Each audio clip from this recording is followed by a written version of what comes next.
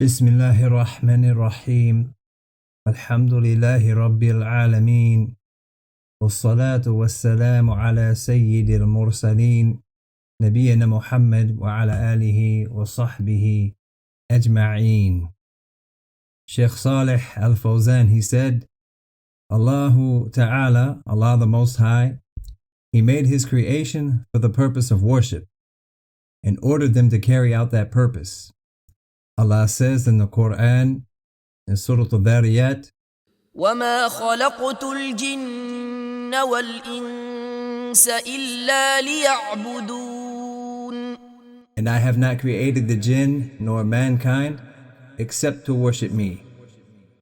And Allah says in the 5th ayah of Surah al-Bayyinah, وَمَا أُمِرُوا إِلَّا لِيَعْبُدُوا اللَّهَ مُخْلِصِينَ لَهُ الدِّينَ حُنَفَاءَ. And they were commanded not, but that they should worship Allah and worship none but Him alone. So worship is action, and it occurs by the heart, with fear, dread, reverence, and aspiration.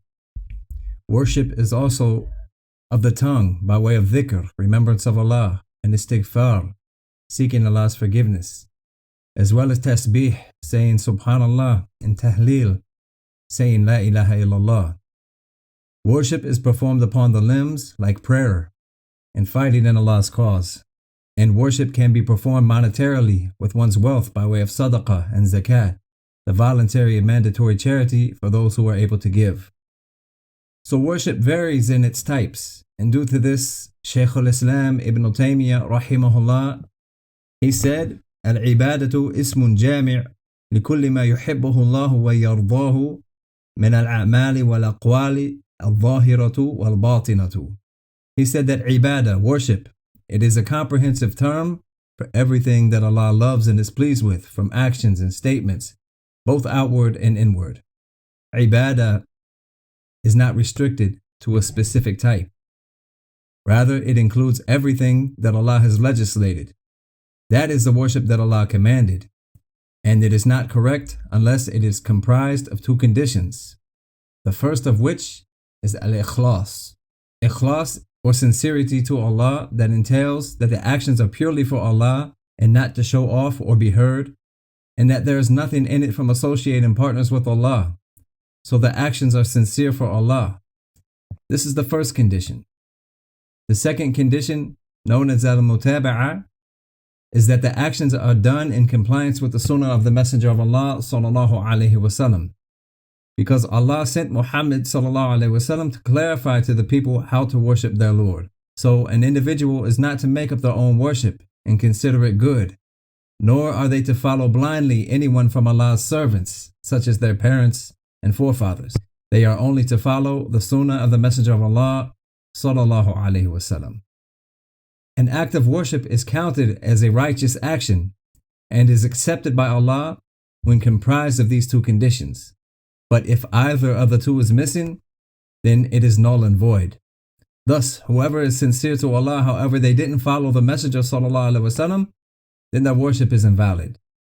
Likewise, whoever follows the Messenger sallallahu alaihi wasallam according to his sunnah, but they are insincere to Allah in their intention, then their actions are likewise invalid. These two pillars are mentioned in the statement of Allah from Surah al-Baqarah, وَقَالُوا لَن يَدْخُلَ الْجَنَّةَ إِلَّا مَنْ كَانَ هُودًا أَوْ نَصَارًا تِلْكَ أَمَانِيُّهُمْ قُلْ هَاتُوا بُرْهَانَكُمْ إِن كُنتُمْ صَادِقِينَ.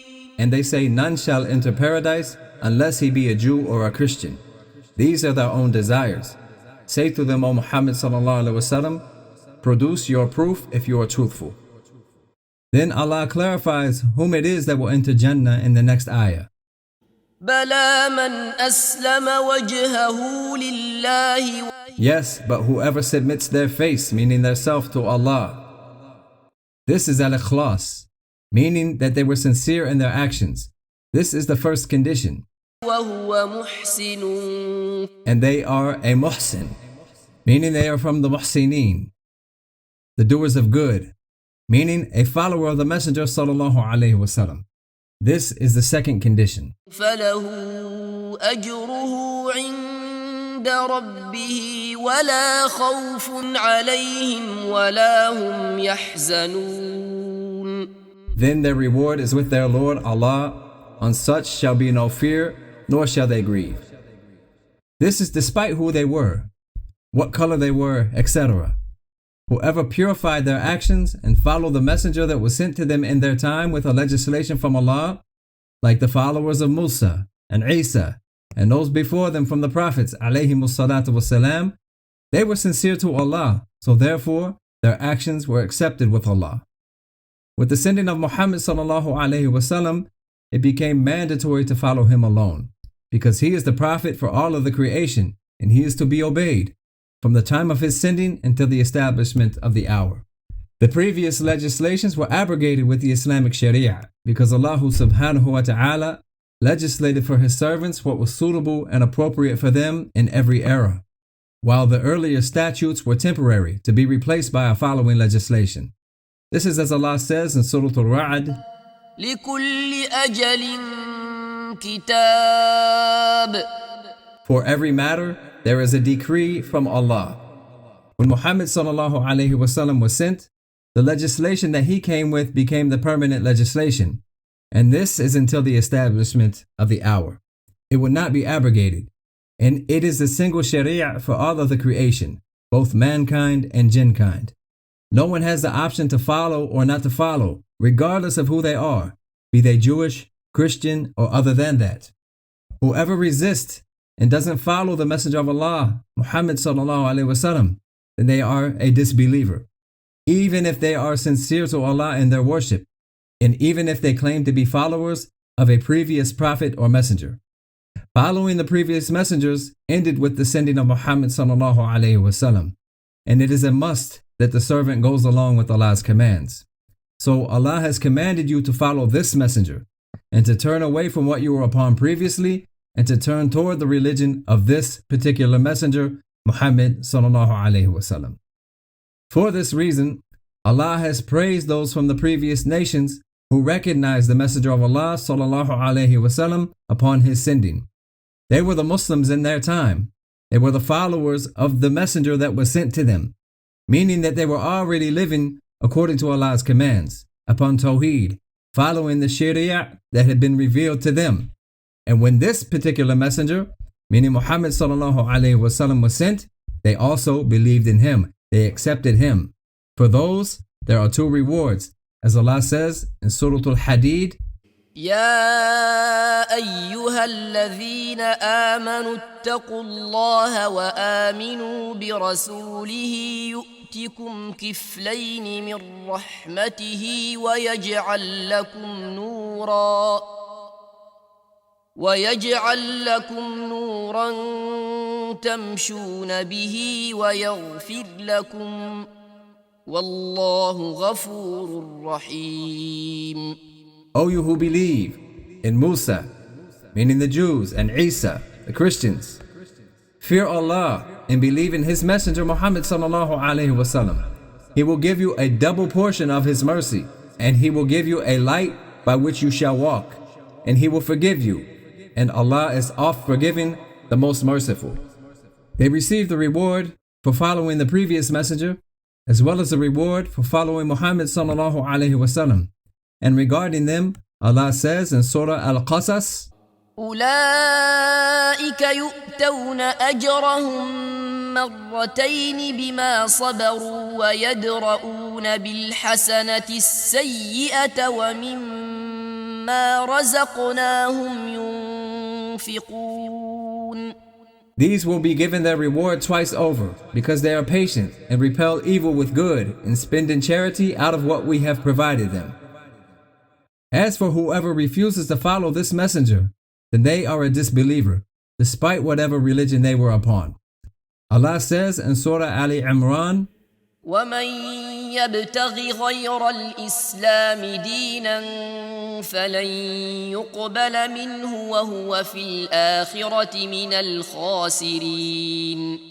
And whoever seeks a religion other than Islam, it will never be accepted of him, and in the hereafter, he will be one of the losers. Islam is what the Messenger of Allah ﷺ came with, and it is not for any individual to base it upon their whims or desires. Rather, we are to follow Allah's commands and obey Him subhanahu wa ta'ala. Regarding these two conditions of al-Ikhlas and al-Mutaba'ah, then the people are of four types. The first is those who are sincere to Allah and follow the Messenger of Allah sallallahu alaihi wasallam. The second type has no sincerity and they do not follow the Sunnah. The third is those who follow the Sunnah of the Messenger of Allah sallallahu alaihi wasallam, however, they are insincere. And the fourth type is sincere to Allah, yet they do not follow the Messenger and his Sunnah sallallahu alaihi wasallam. The first category, the people of al-Ikhlas and al-Mutaba'ah, they are the successful, and the remaining three are in a state of loss and their actions bear no fruit. So it is a must to give importance to this affair, because currently there are those calling to and promoting the claim that all of the religions, they are the same, and that all of them are true and correct. They are promoting a dialogue and brotherhood between Judaism, Christianity, and al-Islam, and all of this is baseless. There is no plurality of religion after the sending of Muhammad sallallahu alaihi wasallam, and there is only one true deen, the deen that he came with, so pay attention. هذا وصلى الله وسلم وبارك على نبينا محمد وعلى آله وصحبه أجمعين ومن تمسك بسنته إلى يوم الدين.